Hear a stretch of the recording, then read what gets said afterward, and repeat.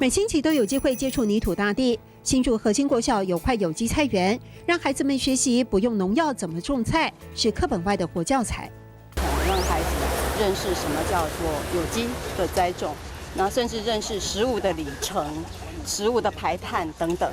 透过这个很小小的一块的有机菜园，让他们去做现场的体验。种植的地瓜叶熟了，就会拿来加菜。每星期有2天，学校营养午餐提供完全有机的食物，少肉类，以蔬果为主。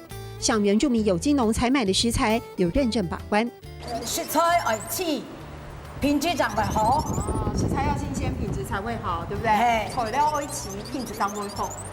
厨师说，新鲜食材本身就会释放甜味，完全不需要过多调味料。比较注重就清淡一点啦，那小朋友吃太咸的话也不好啊。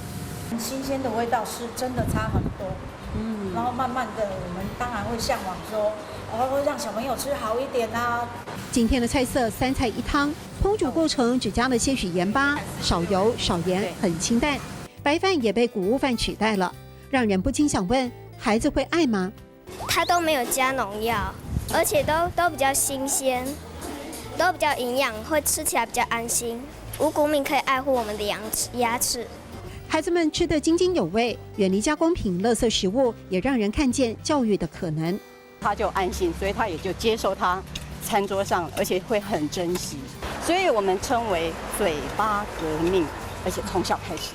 同样1餐32元预算，有效运用，还可以提供有机豆浆补充营养。